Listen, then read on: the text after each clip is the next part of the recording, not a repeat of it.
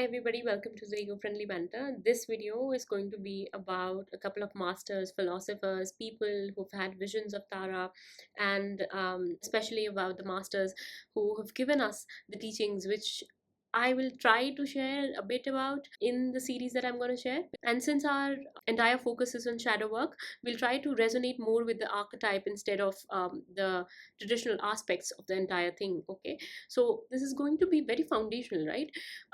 When you connect with a deity, I think, or an energy, you should know what kind of saints or scholars or visionaries or what kind of people connect to them, right? What kind of lineages come from them, what kind of um, presence they have, right? So I think these stories might help you in understanding her a little better, in knowing her a little better. And also we are going to trace the two rivers that I have personally had the privilege of studying a little bit, and try to understand Tara from that particular perspective. I'll use Atisha's lineage during guided meditations, and when there are lectures or when I'm explaining the iconography, etc., or functions of Taras, um, of course, coupled with shadow work and psychology, because that is the main point of this entire thing. I'll use Suryagupta's lineage, right? And then there are a couple of other masters like Nagarjuna, and then there's Tibet's king who had two wives who were Taras. Then there's Karmapa, who was a practitioner of Tara, and there's Machig Labdrön. She is a very, very prominent Buddhist female master from the Chod tradition. The words that Tara said to her, they resonate so deeply with me, and I just know for sure that a lot of you will also get a lot of comfort with those words. There must be many, many more, and I would love if somebody knows stories related to Tara, if they have their personal anecdotes, since she has appeared in visions, dreams, even in real life, to so many people, even to lay practitioners, to commoners, and as it is famous, she's very accessible. If you have your own experience, I would love to listen to all of them. Before I share the stories related to Tara in her Buddhist aspect, I just want to mention that we have Tara in Hinduism as well, who in Buddhism becomes the Tara that you see in front of you, right? That Tara, her story is also just like this. She took form just to pacify Shiva. So when there was Samudra Manthan, and Shiva drank the poison that came out of that Manthan, the great churning of ocean, and Shiva drank the poison because no one else could, which is why he's also called Neelkant, and he has blue throat. And since it was burning, as it was very, very poisonous, that poison was very strong, it was called halahal. So Mata, who is also his divine consort in Hinduism, she took form of the primordial mother, pacifying mother. And that is when Shiva took form of a baby, and then she could feed her milk to Shiva to soothe him. So that is what Tara is. Again, very compassionate, very motherly aspect. And then in Buddhism, she becomes the green Tara, and then we have all other 21 Taras as well. And the first story is of Nagarjuna. He's a very, very famous Buddhist philosopher, scholar, writer, and his story with Tara is very amazing. It is said that when he was born, his parents were told that he will live only up to 7 days. That's a week, and they were told that the only way to save their son is to propitiate this Buddhist deity called Mahamayuri Tara, like Tara Mahamayuri, which means the great peacock goddess. She is known for protecting children, and she's also known for longevity and all of that. And also, by the way, if you know that peacocks are very famous because they can digest poison, and then it brings color to their feathers. If you've seen the peacock eats a snake, right? Only a peacock can eat a snake. So that is somehow related to the story that I was sharing before in Hinduism. When you realize these things, it becomes very beautiful because you can see so many connections. But anyway, which I think also results in an understanding that everything is very symbolic. If you've seen the previous video, everything, universe speaks in symbols. So this is one of Tara's functions. She helps you digest that poison, even if it means sadness or grief or whatever, and turn it into wisdom, right? But anyway, Nagarjuna, he was healed, and then it is said that he lived up to 600 years, which is why he contributed so immensely to Buddhist teachings. Tara also used to appear to him. It is said that when he was trying to make temples, at that time he was facing many demonic forces, both in physical life and in like spiritual life, of course. And it was Tara who helped him in protecting himself, and then gave him multiple sadhanas, which were then given by him to his students. Then we have Suryagupta, who has given some of the most intricate drawings of 21 taras. Very, very beautiful. All of them have different functions, and then they have these very amazing things in their hands. Some have a mace or a skull or a shell, and then some has like someone has a noose. We'll study all of that symbolically. All of this is just my own understanding. Anyway, so his story goes that he was a leper, and he was a Kashmiri philosopher, like a Kashmiri tantric, and tantra does not mean just black magic. I believe that whoever is listening to me, you are aware of these things, okay? It can be called the quickest way to reach liberation, because there are many, many practices, and there are mantras, and there are sadhanas, very different kind of sadhanas.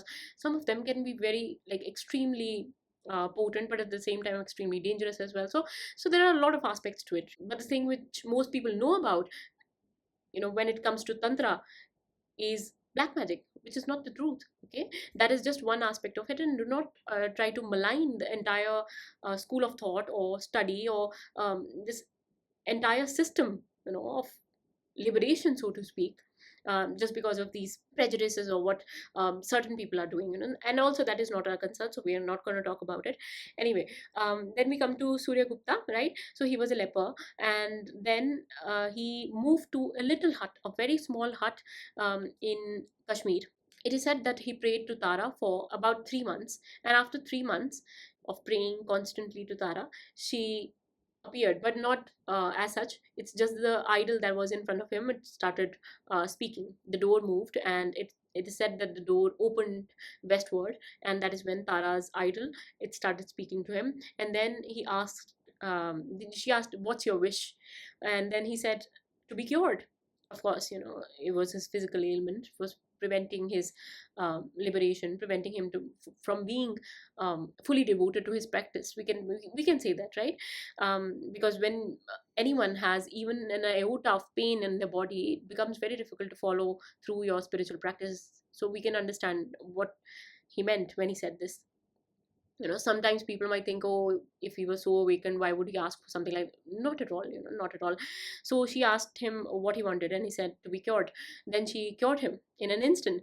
But the thing is that she left a little wound on his head, and when he asked why did she leave that wound, then she said that in previous life he was a hunter, and he set an entire forest on fire, and he was supposed to go through 500 rebirths in hell, and this was the last rebirth in hell, which also points to the fact that we talked about in one of our older videos, that hell and heaven and all of these things, they are not somewhere else.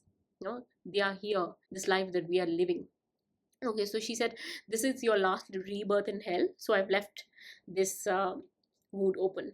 And then she gave him the sadhanas, she gave him the praises. If you've seen the video of praises, I've also posted praises on my channel. When we do visualizations, I would recommend that you listen to those praises over and over again, or listen to the video that I share in my posts over and over again, before sitting for the meditation, so that you have that kind of vibration within yourself before you connect with that energy. Then we come to Atisha, one of the very special lineage holders.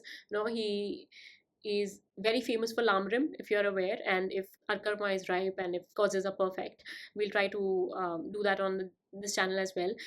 It's called Stages on the Path to Enlightenment, and he kind of simplified everything. He simplified enlightenment. He simplified being centered in yourself to realize your true nature, to realize your reality. That is Atisha for you.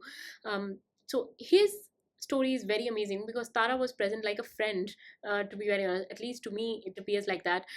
She was there when he was a young man, he was about to be married, and some say that he was married for a very short time. At that time, also, she was there. She told him that he has karmic seeds to become a very great master. That is what happened. He did not marry, and if he was married, then he left that marriage and became the teacher that we know about. And she was also his primary yidam, like, which means meditation deity. Like, he connected to a lot of teachers, lot of deities during his lifetime, meditated on a lot of them, but she was the primary deity that he connected with. She also sent him to Sumatra to a teacher, and she said that those teachings will be very helpful for him, although even if the journey was dangerous, right? This also shows that spiritual path is never easy. You have to go through a lot of things, okay? But the thing is that you have to have faith. Just keep moving. We discussed about this in the channeling, which was the first one related to Taras. Also, a Tibetan king was constantly calling him. He called him like 3 times, but Atisha was very reluctant to go there. And then he went to Bodh Gaya and supplicated and kind of, let's say in simple words, talked to White Tara. White Tara is the one who appeared before him, and in Hinduism, she becomes Saraswati, Mata Saraswati, and she's, yeah, we'll discuss all about it later. So she is the one who told him that if he goes there, he will benefit countless number of beings, but at the same time, his life will be shortened. But then, he was great master. He was a Buddha. He chose benefiting beings, benefiting all of us, so that we could heal ourselves and our lives with these teachings. And yeah, his life was shortened. He went to Tibet, and then he gave these beautiful texts that we know about. And his lineage, it's very simple. When you see Taras from Atisha's lineage, they're very, very simple. All of them hold a vase, and the only difference that they have is of a color. Like, the colors are very different, which is why whenever we visualize next, we'll try to visualize with his lineage itself. And some say that anybody can chant the mantras from this lineage. I'm not sure. I don't no, because every time I've heard this, I've heard of empowerments and blessings which need to be received from a lama or a teacher before you chant the mantras. So I will not be sharing the mantras. You can read books, you can yourself go to a monastery and check with the monks, but I'm not going to share the mantras because yeah, I just want to protect the integrity of the practice. And also, since there are many karmic consequences for someone who chants the mantras, and also the one who gives them, and I don't think yeah, I'm a nobody. So I can't do that. You can find the mantras on internet very easily, and what you do with them, what information you get about them, it'll totally be yours. Okay. Again, I would like to mention our primary focus will be to visualize her, take her help, to praise her, and at the same time solve issues within ourselves, okay, with or without mantras. Then it is said that there was a Tibetan king whose two wives, one was from Nepal and another was from China, and they are said to be incarnations of white and green Tara. And they brought certain texts or certain kind of things to Tibet, and which led to increase in Buddhism. These kind of legends and these kind of stories are very famous as well. In recent times, 16th Karmapa, he used to pray to Tara. Now we come to the most favorite part. It's about Machig Labdrön.